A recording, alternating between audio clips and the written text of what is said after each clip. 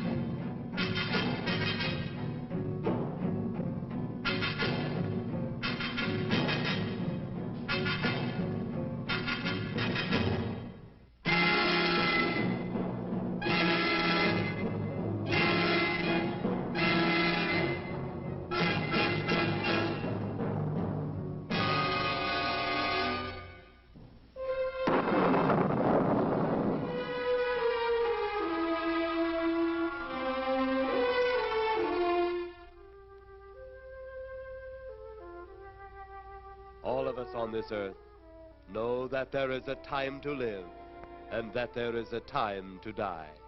Yet death is always a shock to those left behind. It is even more of a shock when death, the proud brother, comes suddenly without warning. Just at sundown, a small group gathered in silent prayer around the newly opened grave of the beloved wife of an elderly man. Sundown of the day, yet also the sundown of the old man's heart. For the shadows of grief clouded his very reason.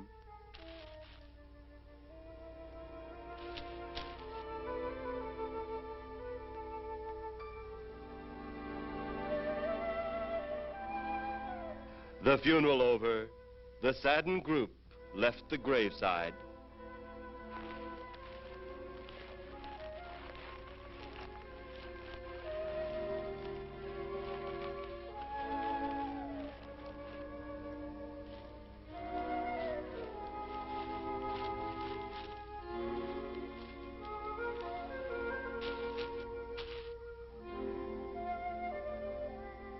It was when the gravediggers started their task that strange things began to take place.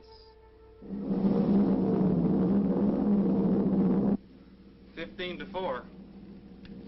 Yep, right on schedule. There's the old San Fernando Valley out there now. You better radio in for landing instructions, Danny. Right, Jeff. Burbank Tower, this is American Flight 812. Over. Wouldn't surprise me any if he's asleep this time of the morning. American Flight 812, this is Burbank Tower. If I were asleep, you'd never get on the ground. In your case, maybe I ought to leave you up there for good. Over. You got me that time, Mac. This is American Flight 812 requesting...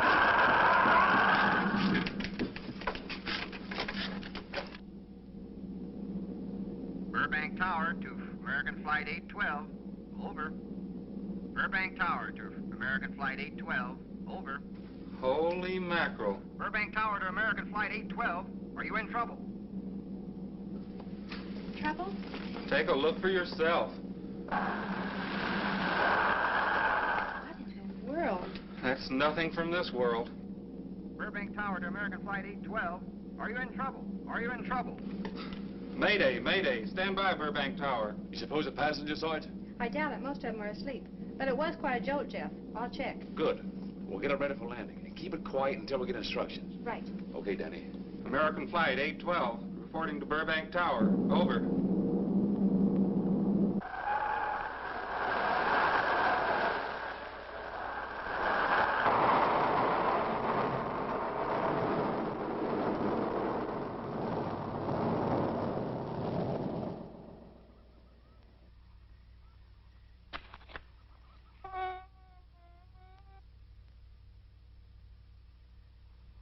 Did you hear anything? I thought it did. Don't like hearing noises, especially when there ain't supposed to be any. Yeah, sort of spooky like. Maybe we're getting old. Whatever it is, it's gone now. That's the best thing for us, too. Gone. Yeah, let's go.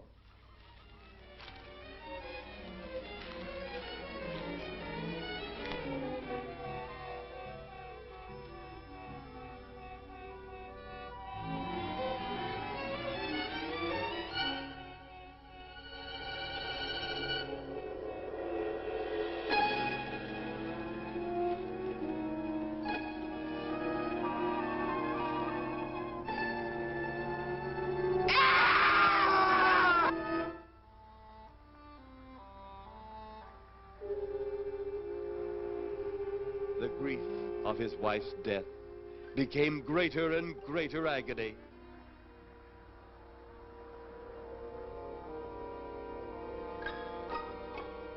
The home they had so long shared together became a tomb, a sweet memory of her joyous living.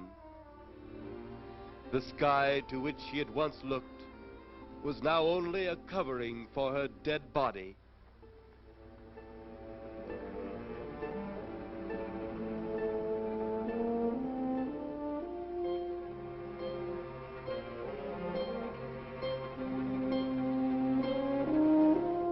The ever-beautiful flowers she had planted, with her own hands, became nothing more than the lost roses of her cheeks.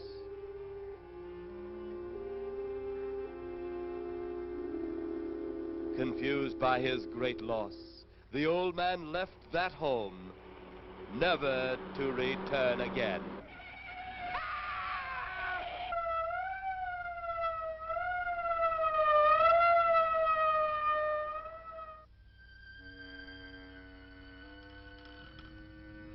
At the funeral of the old man, unknown to his mourners, his dead wife was watching. First his wife, then he. Tragic. Tell me something. Why was his wife buried in the ground and he sealed in a crypt? Something to do with family tradition, a superstition of some sort. Oh. Well, it's getting dark. Let's be on our way.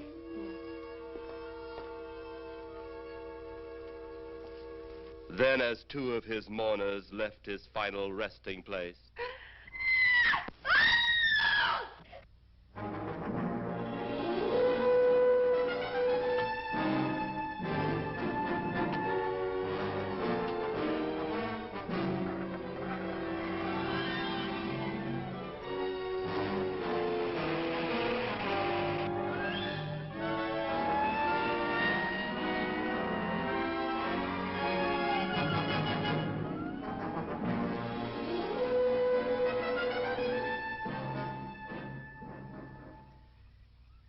minutes later, the police, led by Inspector Daniel Clay, arrived at the scene. Who found them? The man and girl. Medical examiner been around yet? Just left. The morgue wagon ought to be along most any time. You get their statement? Yeah, much as we could. They're pretty scared. Finding a mess like this ought to make anyone frightened. Have one of the boys take the guy and the girl back to town. You take charge. Okay, Inspector. What are you going to do? Look around a little. Pretty dark out there. Once you get beyond the range of those lights, you won't be able to see your hand in front of your face. I will get one of the flashlight from the patrol car. Okay, be careful, Clay. I'm a big boy now, Johnny.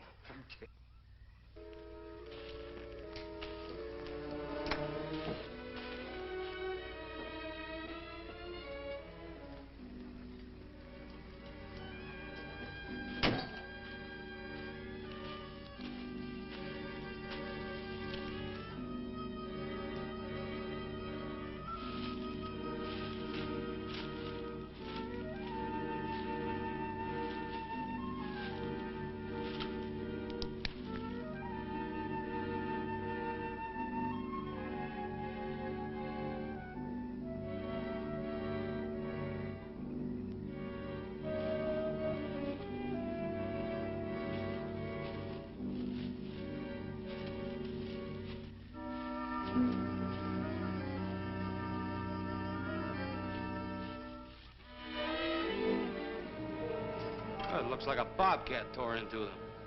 Yeah.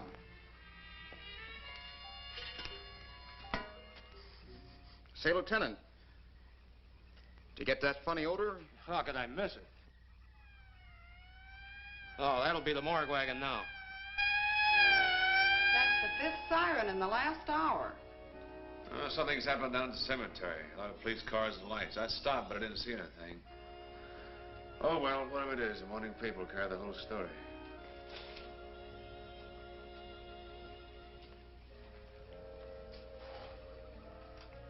You seem to still be up there somewhere. Maybe I am. I don't think I've ever seen you in this mood before. I guess it's because I've never been in this mood before.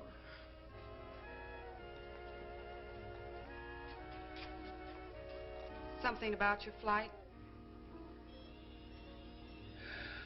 Yeah. What happened, Jeff?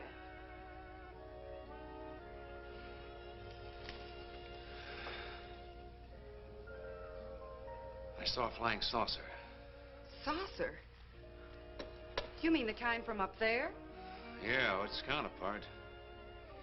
It was shaped like a huge cigar. Dan and Edith saw it, too. When it passed over, the whole compartment lighted up with a blinding glare. Then there was a tremendous wind that practically knocked us off our course. Well, did you report it? Yeah. I radioed in immediately, and they said, we'll keep it quiet until you land.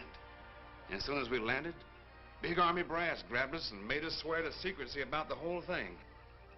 Oh, it burns me up. These things have been seen for years. They're here. It's a fact. And the public ought to know about it. There must be something more you can do about it. Only there isn't. Oh, but what's the use of making a fuss? But last night I saw a flying object that couldn't have possibly been from this planet. But I can't say a word. I'm muzzled by Army brass. I can't even admit I saw the thing.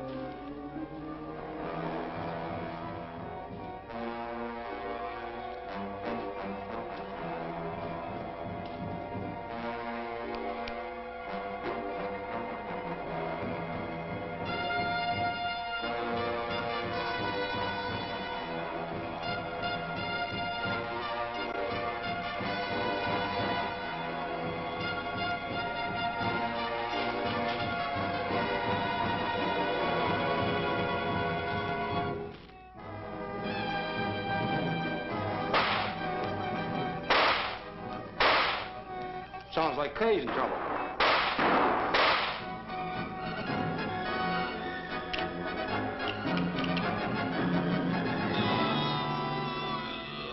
If that apparition we saw had something to do with it, come on.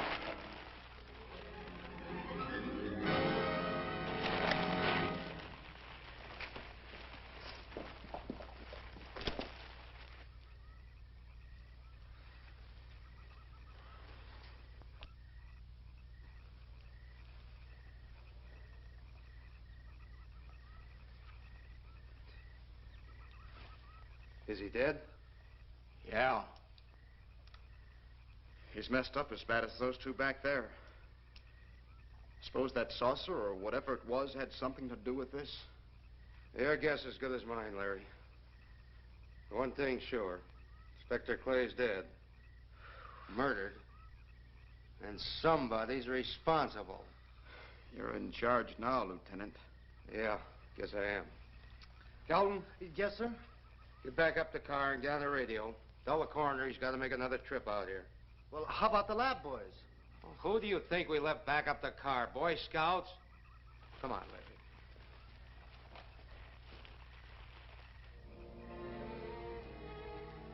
Greater love hath no man than to lay down his life for another. It is always difficult to have last words over the grave of a friend.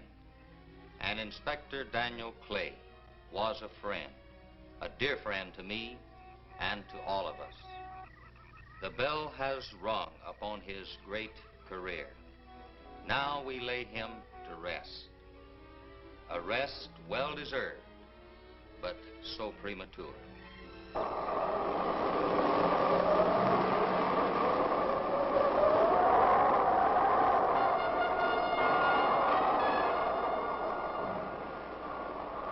People turning south from the freeway were startled when they saw 3 flying saucers high over Hollywood Boulevard.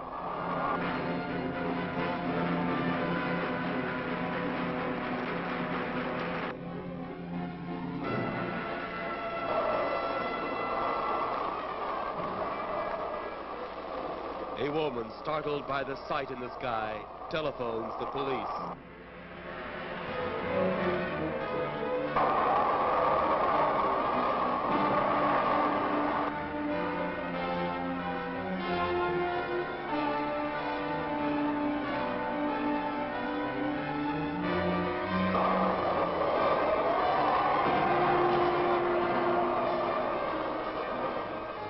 There comes a time in each man's life when he can't even believe his own eyes.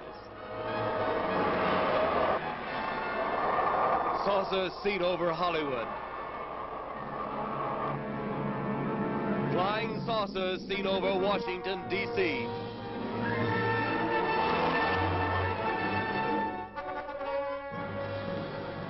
The Army convoy moved into the field.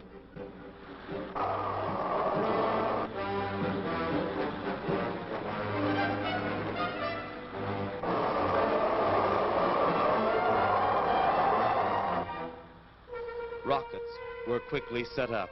Colonel Tom Edwards, in charge of saucer field activities, was to make the greatest decision of his career. He made that decision. Colonel Edwards gave the signal to fire.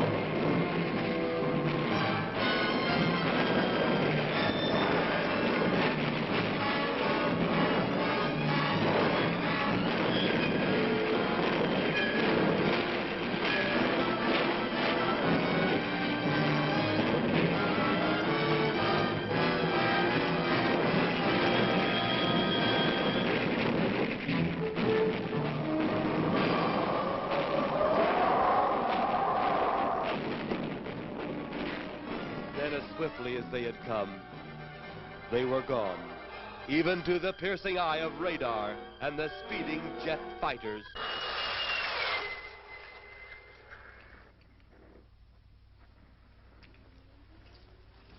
Quite a sight, wasn't it, sir? A sight I'd rather not be seeing. Are you worried about them, sir? Well, they must have a reason for their visits. Visits? Well, that would indicate visitors. Well, the big gun's the usual way of welcoming visitors. We haven't always fired at them. Oh? For a time, we tried to contact them by radio, but no response. Then they attacked a town. A small town, I'll admit, but nevertheless a town of people. People who died. I never heard about that, sir. Well, it was covered up by the higher echelon. Take any fire, any earthquake, any major disaster, then wonder. Flying saucers, Captain, are still a rumor. Officially. Looks like we beat them off again, sir. What do they want? Where are they from? Where are they going? They, sir? Who? Well, this is a training maneuver, sir. We only did a little practice firing at the clouds. Yeah. I wonder what their next move will be.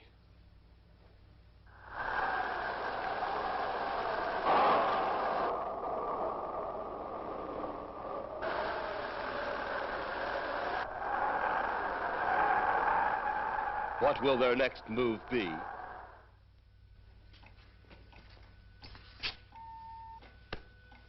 Your space commander has returned from Earth. Send him in.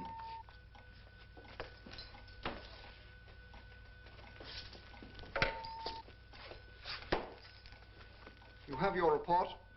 We had to pull in here to Space Station 7 for regeneration. We're returning to the planet Earth immediately thereafter. What progress has been made? We contacted government officials. They refuse our existence. What plan will you follow now? Plan 9. It's been absolutely impossible to work through these Earth creatures. Their soul is too controlled. Plan 9. Ah, yes. Plan 9 deals with the resurrection of the dead. Long-distance electrode shot into the pineal pituitary glands of recent dead. Have you attempted any of this plan as yet? Yes, Excellency. How successful has it been? We have risen too so far. We shall be just as successful on more. The living, they have no suspicion of your movements? We had to dispose of one policeman. However, none of those risen have been seen. At least not by anyone who still remains alive. It's too bad it must be handled this way. But it must. Those who we take from the grave will lead the way for our other operations. Yes, Excellency. Continue on. Report to me in 2 Earth days. I feared His Excellency wouldn't take our report this well. Well, had he been dealing with our own people, his reaction would have been completely different. He understands the difficulties of the Earth race. What do you think will be the next obstacle the Earth people will put in our way? Well, as long as they can think, we'll have our problems. But those whom we're using cannot think. They are the dead, brought to a simulated life by our electrode guns. You know, it's an interesting thing when you consider the Earth people who can think are so frightened by those who cannot, the dead. Well, our ship should be regenerated. We better get started.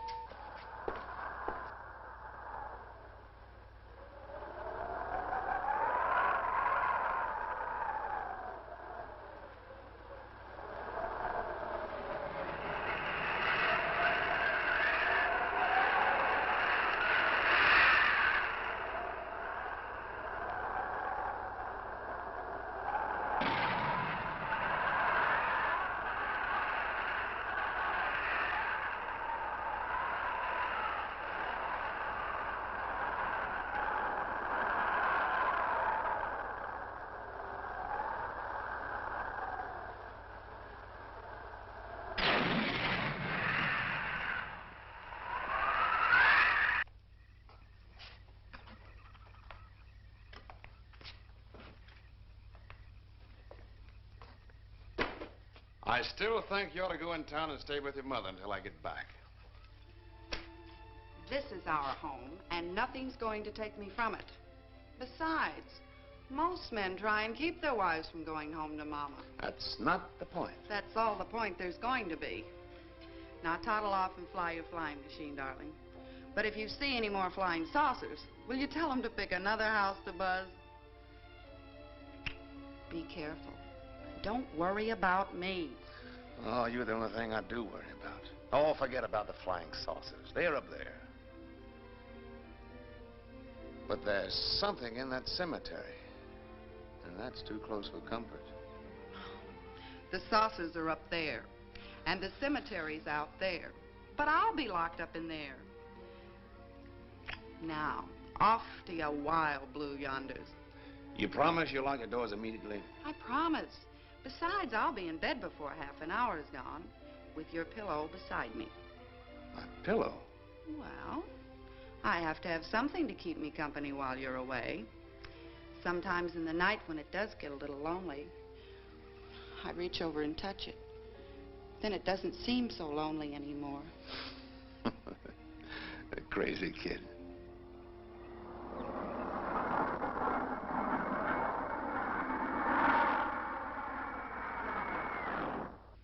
I do love you, darling.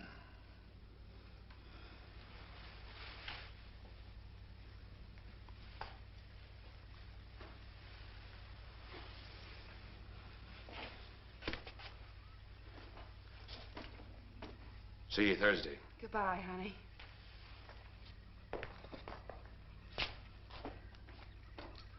You know I'm not leaving here until you're locked safely inside. All right, darling.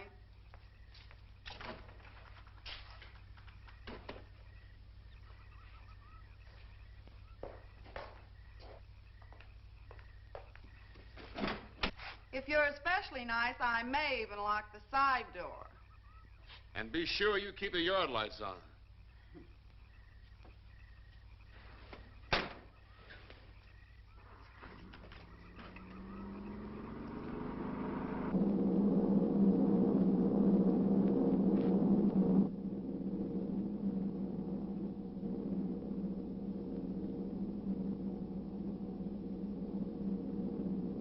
You're mighty silent this trip, Jeff. Hmm? You haven't spoken 10 words since takeoff. I guess I'm preoccupied, Danny. We've got 33 passengers back there that have time to be preoccupied. Flying this flybird doesn't give you that opportunity. I guess you're right, Danny.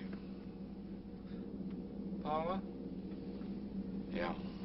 There's nothing wrong between you two. Oh, no, nothing like that. Just that I'm worried, she being there alone and those strange things flying over the house and those incidents in the graveyard these past few days. It's just got me worried. Well, maybe they haven't figured out those crazy skybirds yet, but I'd give you 50 to 1 odds the police have cleared up that cemetery thing by now. I hope so. If you're really that worried, Jeff, why don't you radio in and find out? Mac should be on duty at the field by now. He could call Paul and relay the message to you. Hi, Edie. Hi, Silence. I haven't heard a word from this end of the plane since we left the field. I've just been giving himself and me a study in silence. You boys aren't feuding. No, Edie, nothing like that. Hey, Edie, how about you and me balling it up in Albuquerque? Albuquerque? Have you read that flight schedule, boy? What about it? We land in Albuquerque at 4 a.m. That's strictly a 9 o'clock town. Well, I know a friend that'll help us. Let's have the problem first. Huh, Danny? Oh, he's worried about Paula. I read about that cemetery business. I tried to get you kids not to buy too near one of those things. We get there soon enough as it is. He thought it'd be quiet and peaceful there. No doubt about that. It's quiet, all right, like a tomb. I'm sorry, Jeff. That was a bad joke. Say, I almost forgot what I came in here for. How's the coffee situation? That's for me. It sure wouldn't hurt anything, Edie. Okay, be right back. And say, Jeff, make that call to Mac. Nah, not only she throw cold water on my Albuquerque plan, but now she's repeating herself. How about that Albuquerque ball? I can't resist your charm, Danny boy.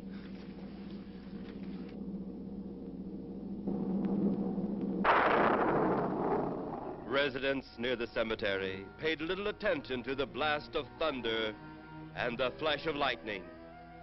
But from the blast arose the moving figure of the dead old man.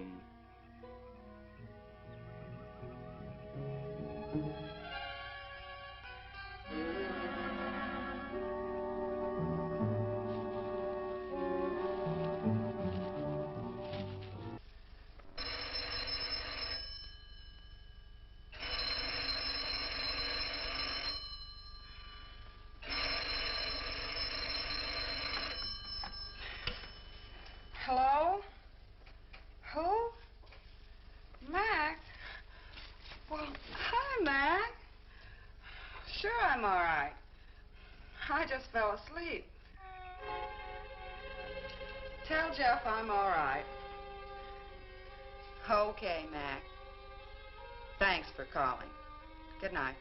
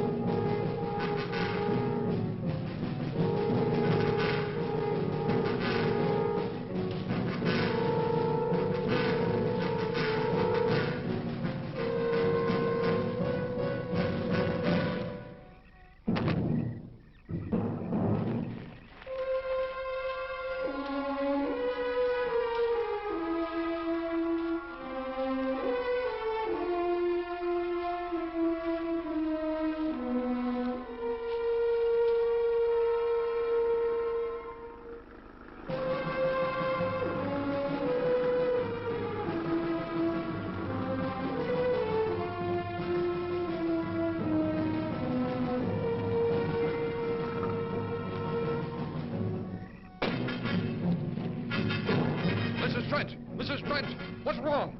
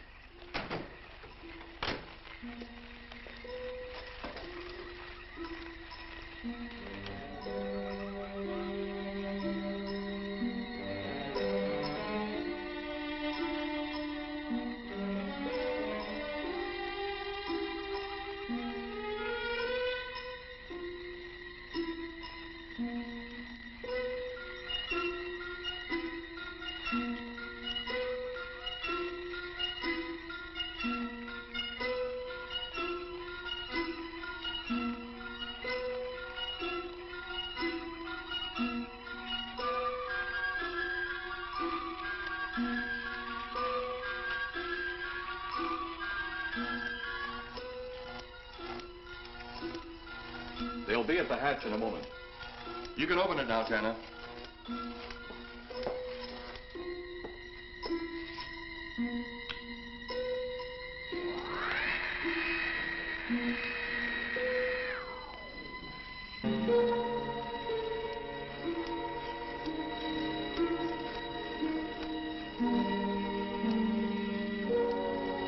Turn off the electrodes quickly. They can't tell us from anyone else.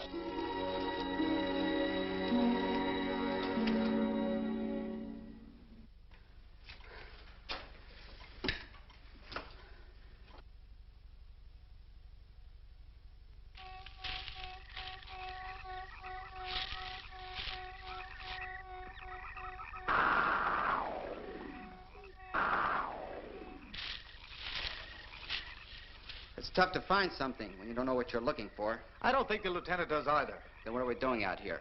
I was off duty an hour ago. Oh, don't ask me any questions. I'm just a hard hand just like you.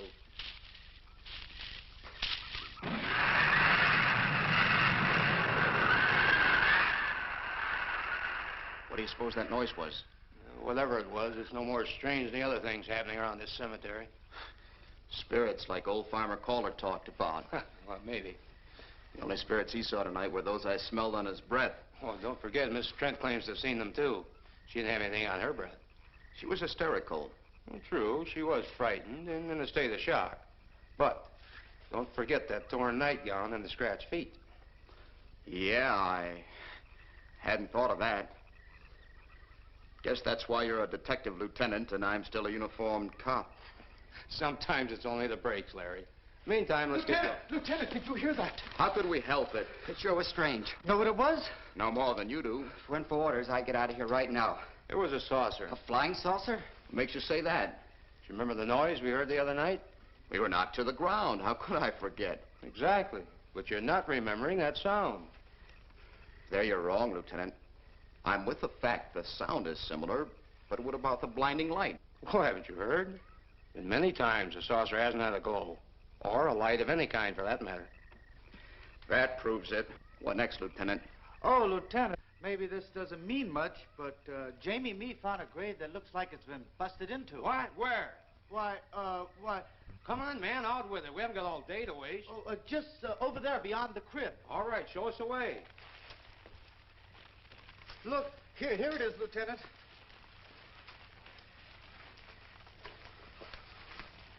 It's been broken into, all right. Strange. If someone had broken in, the dirt should be piled up here somewhere. It looks like it's fallen into the grave. Larry, you'll be out of uniform before you know it. Do we have the right to look down there, Lieutenant? Technically, no. No? Well, this spot looks familiar, though. We shouldn't investigate any further without the permission of next of kin. Let's go get it. How? I see what you mean. The gravestone's down there. Well, let's go down and find out whose grave it is. How? By going down and finding out. Are you sure you mean that, Lieutenant? If I didn't mean it, I wouldn't have said it. Scared? Well, why do I always get hooked up with these spook details? Monsters, graves, bodies. Oh, all right.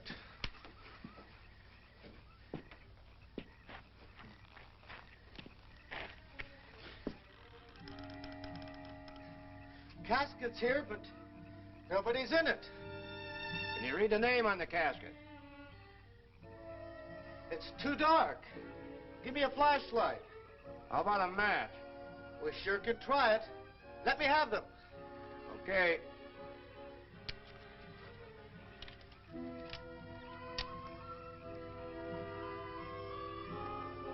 Inspector Clay's grave. But he ain't in it.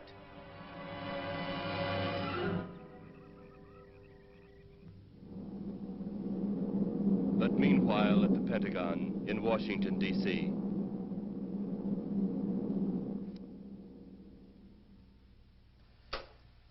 Right, G2. Come in. Yes, of course. I'll keep in touch.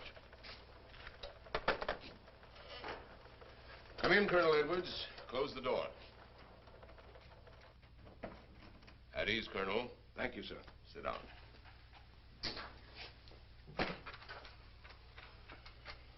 I understand, Colonel, you've been on tap for many of our saucer attacks.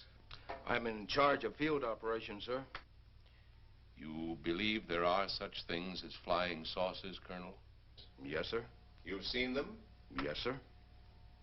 You realize there's a government directive stating that there is no such thing as a flying saucer? Yes, sir. You stand by your statement that you've seen flying saucers? Well, yes, sir. This could mean a court-martial, admitting this against direct orders. General Roberts, may I speak freely? You may. How could I hope to hold down my command if I didn't believe in what I saw and shot at? I like you, Colonel. Thank you, sir. There are flying saucers. There's no doubt they are in our skies. They've been there for some time.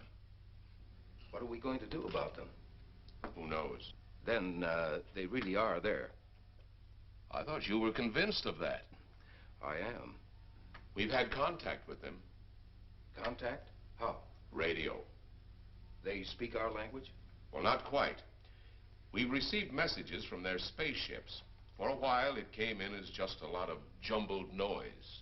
And now, sir? Well, since they first tried contact with us by radio, we've developed a language computer. A machine that breaks down any language to our own. General, what's this all got to do with me? Well, you've been in charge of saucer field activity for a long while. I think it's about time you heard these recordings. Do you mind? Mind? Huh, I'm anxious.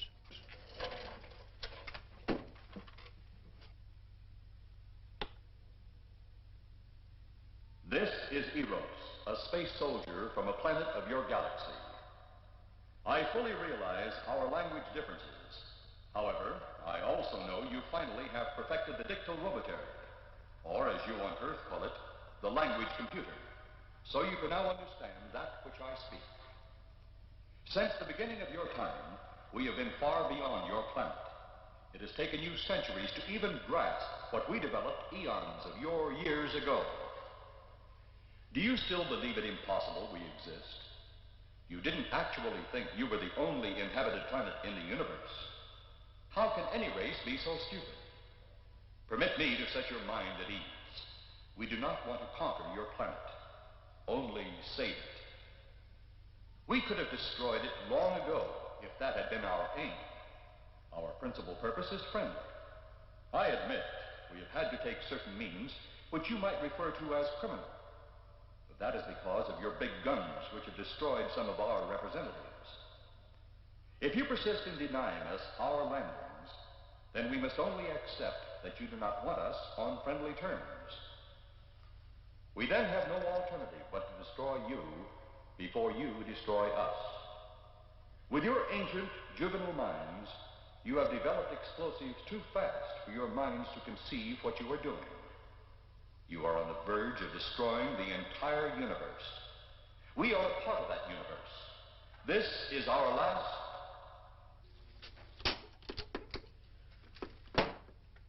That's the end of that one. Atmospheric conditions in outer space often interfere with transmitting. How many of these recordings do you have, General? An even dozen up to now. This was the last one. We received it over a month ago. Do you think they mean business? We can't afford to take any chances. Come over here. You ever been to Hollywood? Oh, a couple of times, a few years ago. You're going to be there in the morning. Just a few minutes from Hollywood, in the town of San Fernando, reports have come in of saucers flying so low the exhaust knocked people to the ground. There have even been stated claims of saucer landings. Major Carlson will replace you while you're out there. You're the best man for the job of attempting to contact them. Find them, Colonel. See what in hell it is they want. All right, sir.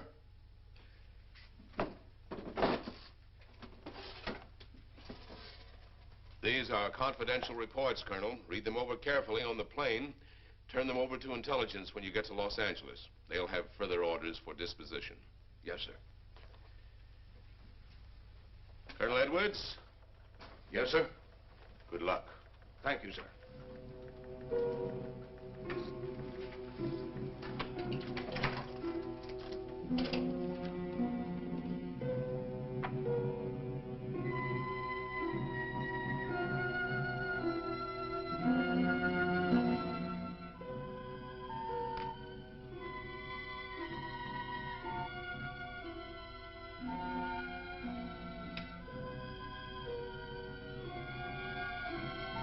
We are ready to report, Excellency.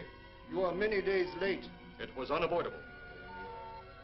We tried to transmit via televisor, but atmospheric conditions made transmission impossible. You should have transmitted as soon as conditions permitted. I thought time was of the essence. Suspicion has fallen upon our movements.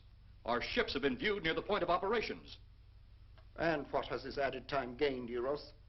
We have successfully risen 3 of the dead ones. Permit me to see one. Bring in the big one. Use your small electrode gun.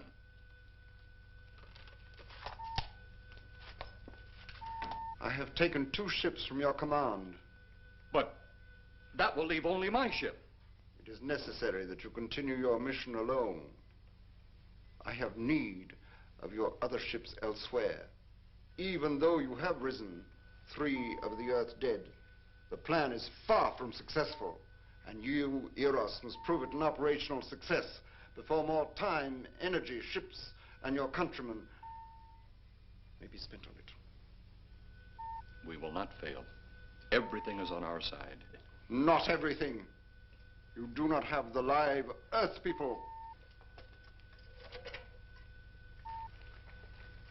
You reported that your ship was viewed at the scene of your present operations. That is correct. They have been viewed many times, but not at the scene of operations. Something must be done about that.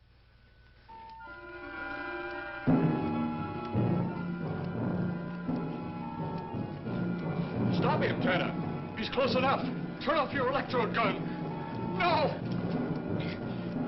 No! Stop him, Turner! I can't get it. It's jammed. Stop him, you fool!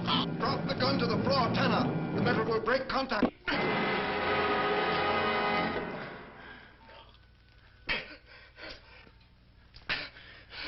That was too close.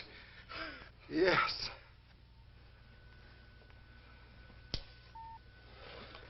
Bring the giant here that I may get a better look at him.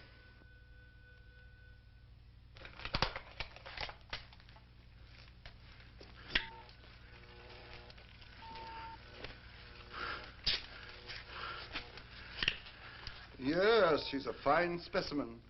Are they all this powerful on planet Earth? This one is an exception, Excellency. What are the other 2 like? One is a woman, the other an old man. An old man, you say? Yes, Excellency. This gives me a plan. Put the big one away. Pick up your electrode gun. Make sure it's in working order before pointing it at him. Whatever made it jam seems to have been cleared by the fall. Take him back to the ship.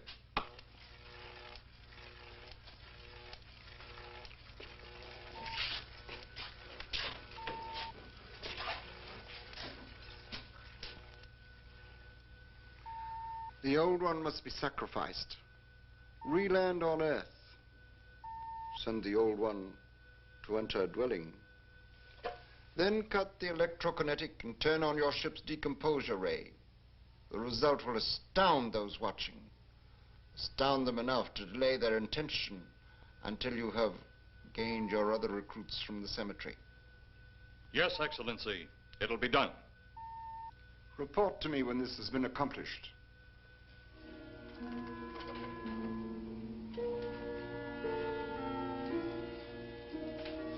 Eros, the Earth people are getting closer to that which we fear. Since they will not listen or respect our existence, they cannot help but believe our powers when they see their own dead walking round again, brought about by our advancement and such things. As soon as you have enough of the dead recruits, march them on the capitals of the earth. Let nothing stand in your way. Their own dead will be used to make them accept our existence and believe in that fact.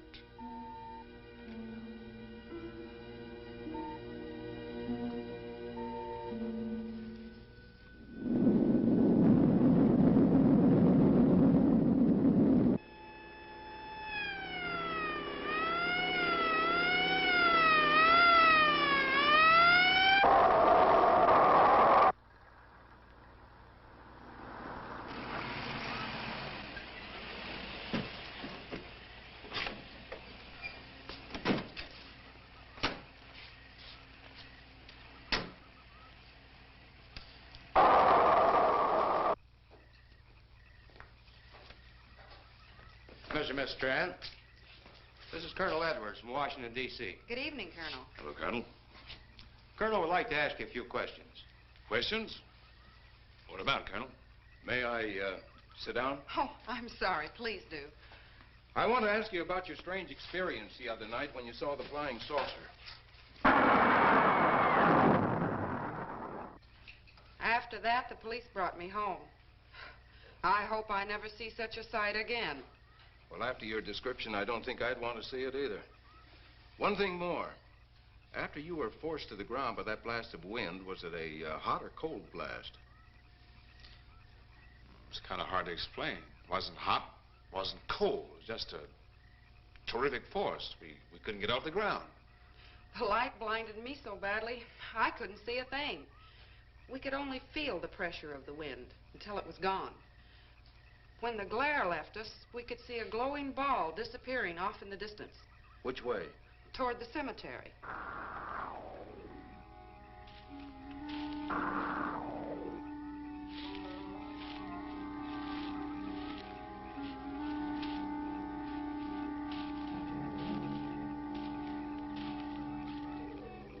This is the most fantastic story I've ever heard. And every word of it's true, too. That's the fantastic part of it. Colonel, we found a lot of suspicious things out in that cemetery. But then again, we didn't find anything to base a fact or suspicion on. Hey, you hear anything?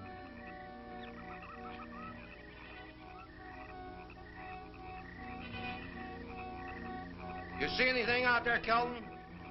Too dark, Lieutenant. But something started stinking awful bad.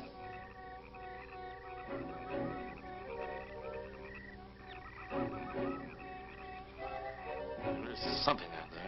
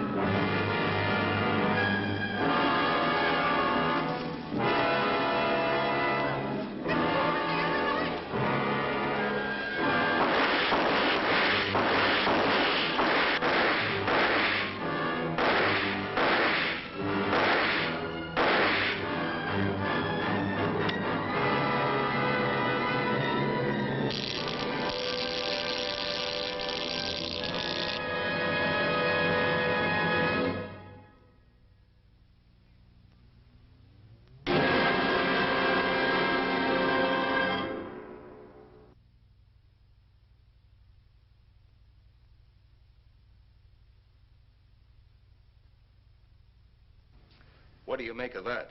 You caught me. Didn't look that way a minute ago. What about your man? Oh, the excitement, I forgot all about Kelton.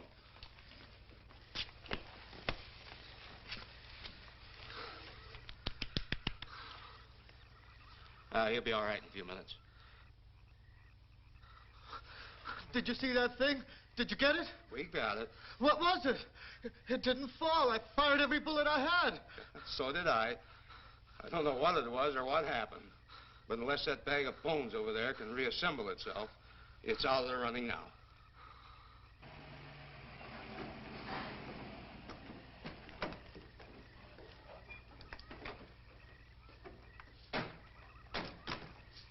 Colonel, I've been out here so often you think I've taken a lease on this place. Not a long lease, I hope. I see what you mean. But you know, I can't help but feel the answer's out here somewhere.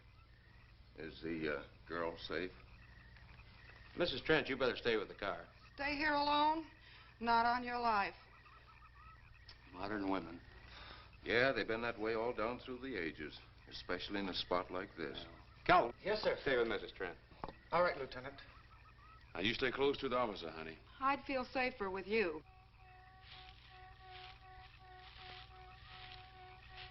Now, the lieutenant knows best. Well, I don't like it, but I guess there isn't much I can do about it.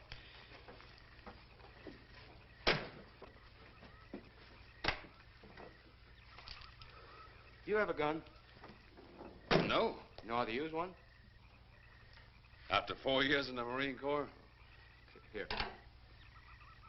You think we'll need these? You never tell. Let's get going.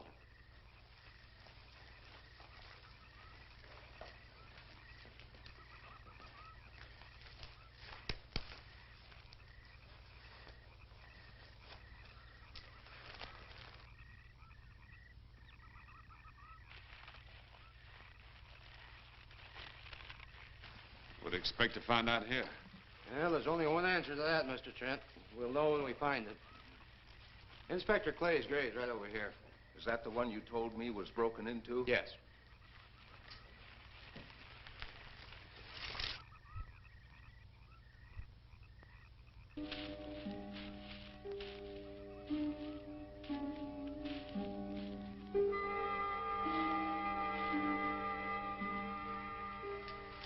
This it? Yeah. Looks to me like someone had broken out instead of in. I figured that, but that's impossible. I wonder. Look, Colonel, some things just can't happen. Yeah, well, after that apparition that was draped across Mr. Trent's patio, I would say we should keep our minds open to anything. Look, Colonel, I'm a policeman. I've got to deal in facts. But I guess I'll have to go along with you. You know, I'll bet my badge right now we haven't seen the last of those weirdies.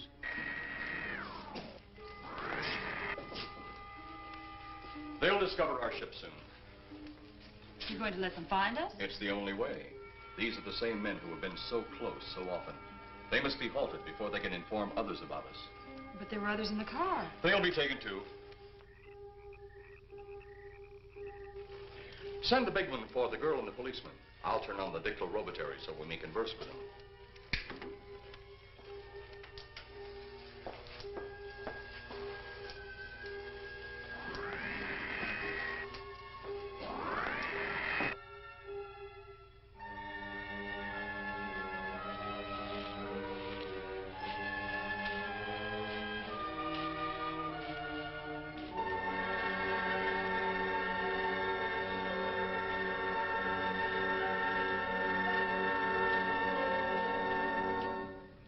Maybe we're barking up the wrong tree. One thing a policeman learns, Mr. Trent, is patience. Where's that burn spot you mentioned? Right over there. Look.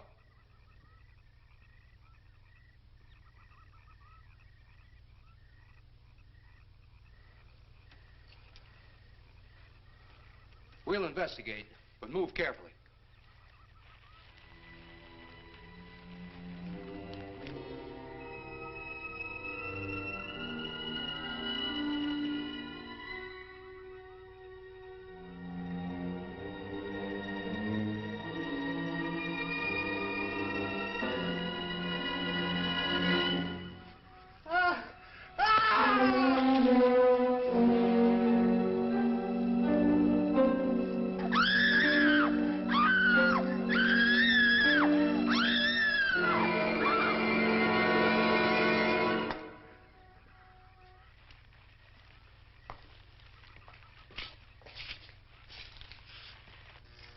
moment or two more, and you will be the first live Earth people ever to enter a celestial ship.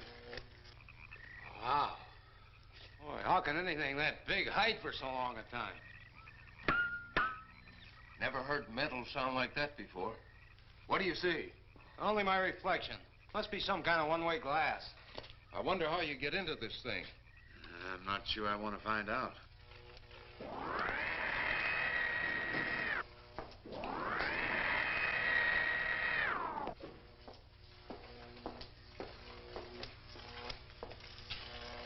They're just outside.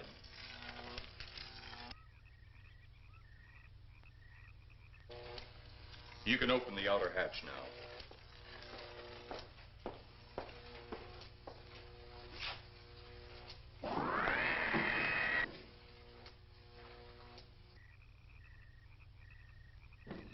Look out! You going in that thing? That's what we're here for. I don't know. The way these things speed around, we might just get in there and off it goes. That's a chance we take. Well, I took a chance on those earlier airplanes. Might just as well see what the inside of one of these looks like. Got your guns ready? I'll tell you one thing. If a little green man pops out of me, I'm shooting first and asking questions later.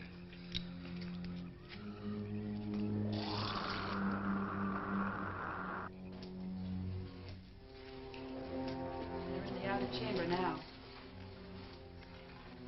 Eros, do we have to kill them? Yes. Seems such a waste. Well, wouldn't it be better to kill a few now than, with their meddling, permit them to destroy the entire universe? You're always right, Eros. Of course. But those are not my words. Those are the words of the ruler.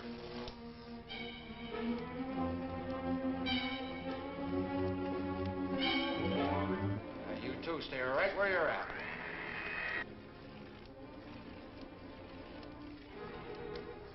We will do as you command. For the moment. No for the moment about it. You just do as I tell you.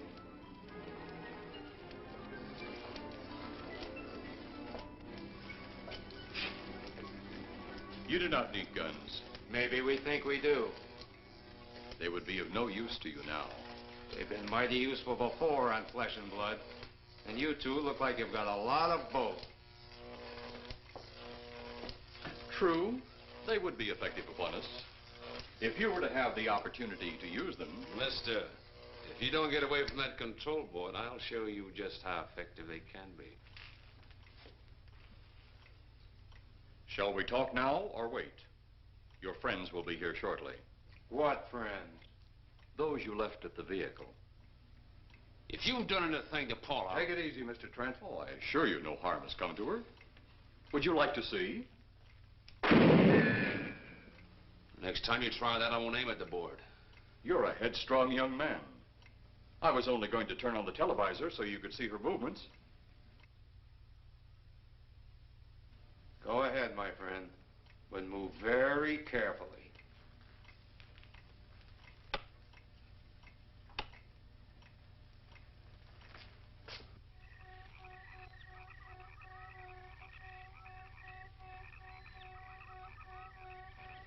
She's only fainted. You fiend. I? A fiend? I am a soldier of our planet. I? A fiend? We did not come here as enemies. We came only with friendly intentions, to talk, to ask your aid. Our aid? Yes, your aid for the whole universe. But your governments of Earth refused even to accept our existence. Even though you've seen us, heard our messages, you still refuse to accept us.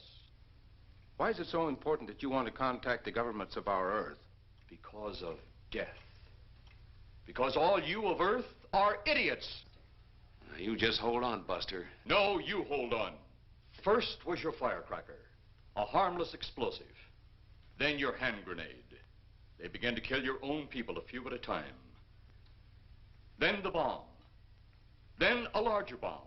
Many people are killed at one time. Then your scientists stumbled upon the atom bomb. split the atom.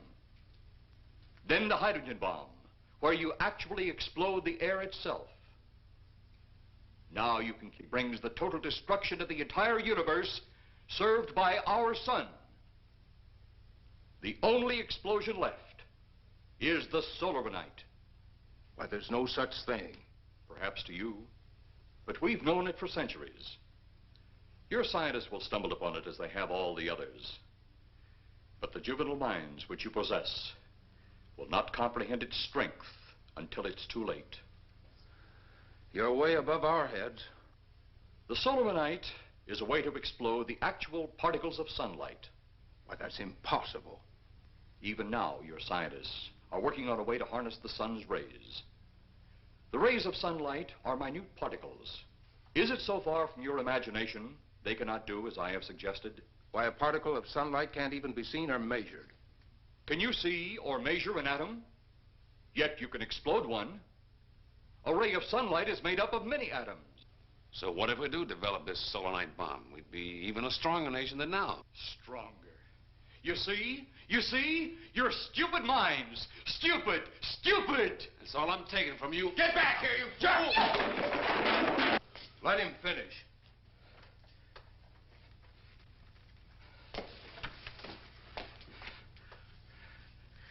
It's because of men like you that all must be destroyed. Headstrong, violent, no use of the mind God gave you. You talk of God? You also think it impossible that we too might think of God? You, who wear the uniform of your country, you see, I wear the uniform of my country. Yes, we've had to use drastic means to get to you, but you left us no alternative. When you have the solaronite, you have nothing. Nor does the universe. You speak of solaronite, but just what is it? Take a can of your gasoline. Say, this can of gasoline is the sun. Now, you spread a thin line of it to a ball, representing the earth.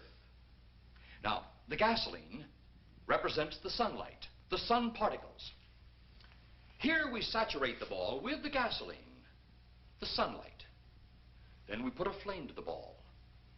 The flame will speedily travel around the earth, back along the line of gasoline to the can, or the sun itself. It will explode this source and spread to every place that gasoline, our sunlight, touches. Explode the sunlight here, gentlemen. You explode the universe. Explode the sunlight here, and a chain reaction will occur direct to the sun itself and to all the planets that sunlight touches, to every planet in the universe. This is why you must be stopped. This is why any means must be used to stop you. In a friendly manner, or as it seems, you want it. He's mad. Mad? Is it mad that you destroy other people to save yourselves? You have done this. Is it mad that one country must destroy another to save themselves? You have also done this. How then is it mad that one planet must destroy another who threatens the very existence? That's enough! In my land, women are for advancing the race, not for fighting man's battle. Life is not so expansive on my planet. We don't cling to it like you do. Our entire aim is for the development of our planet.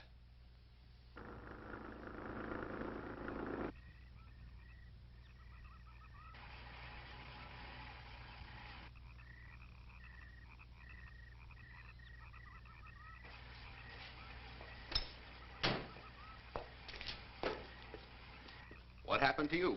How come you're all alone? I asked for lots of help. You sounded drunk or something on the radio. If I didn't see it with my own eyes, I'd never believe it. Believe what? It was horrible. And he almost broke my shoulder. Look, what are you trying to say? If you don't make sense, we'll never get to the bottom of this. Now, who slugged you? Inspector Clay. What? It was Clay, all right. Only not like we remembered him. Well, his leg was busted into, wasn't it? Next, you'll tell me you saw skeletons.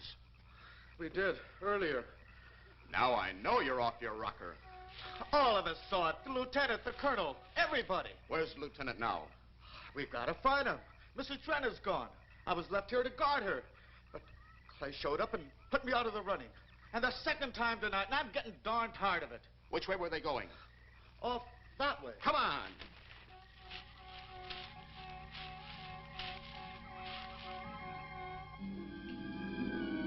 Then one day it could all be gone. One big puff of smoke and ball of fire.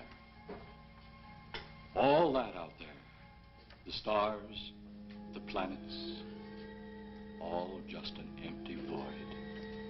You two had better come along with us. Come with you? Where? The police station. So it seems you think you have the upper hand. Look out that window.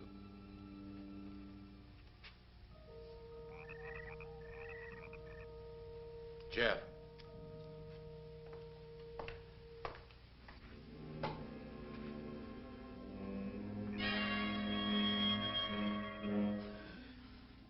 She is unarmed, but he would kill in seconds if I so choose.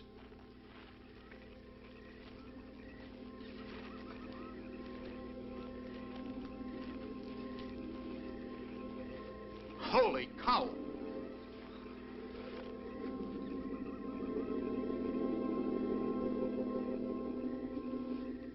Look there.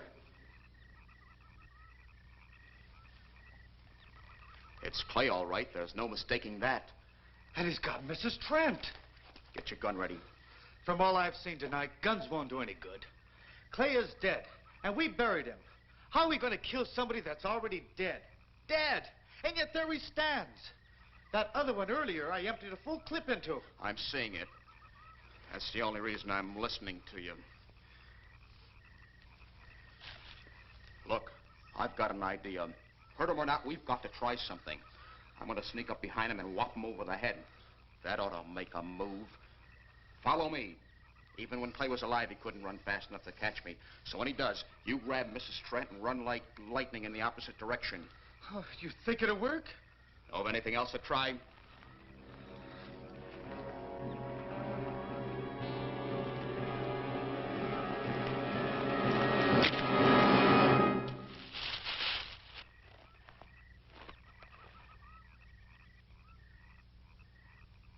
Oh, I'll be all right.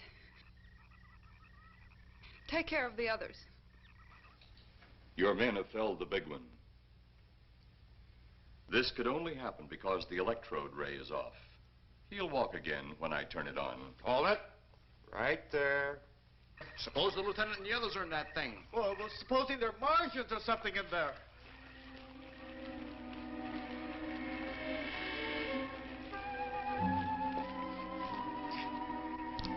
Come on, let's go.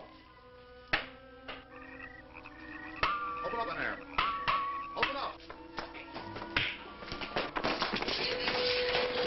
Get that door open. Colonel, I wouldn't know one switch from another.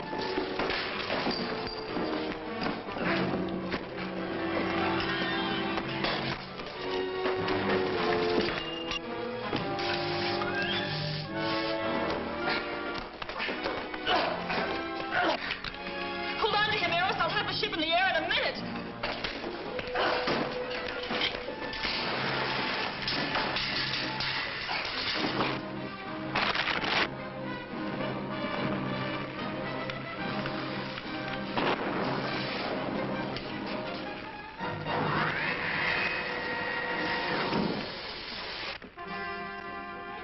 Get out of here, Jeff.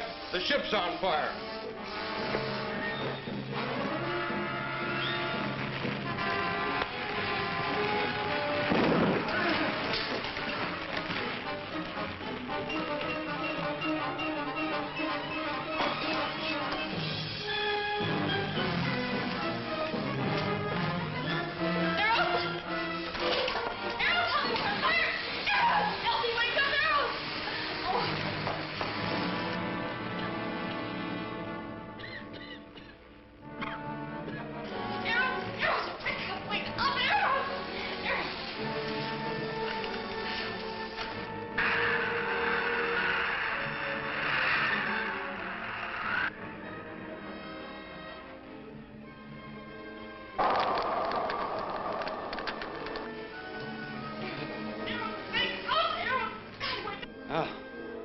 I wonder if that's the last we'll see of them. Perhaps. But sooner or later, there'll be others. Look!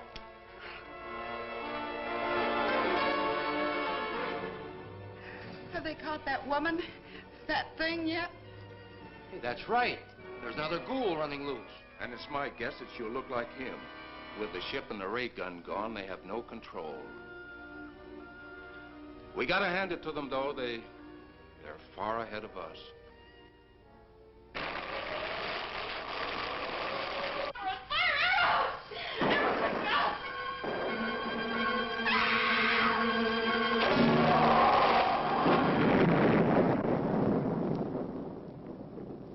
My friend, you have seen this incident based on sworn testimony. Can you prove that it didn't happen? Perhaps on your way home, someone will pass you in the dark, and you will never know it, for they will be from outer space. Many scientists believe that another world is watching us this moment. We once laughed at the horseless carriage, the airplane, the telephone, the electric light, vitamins, radio, and even television. And now some of us laugh at outer space.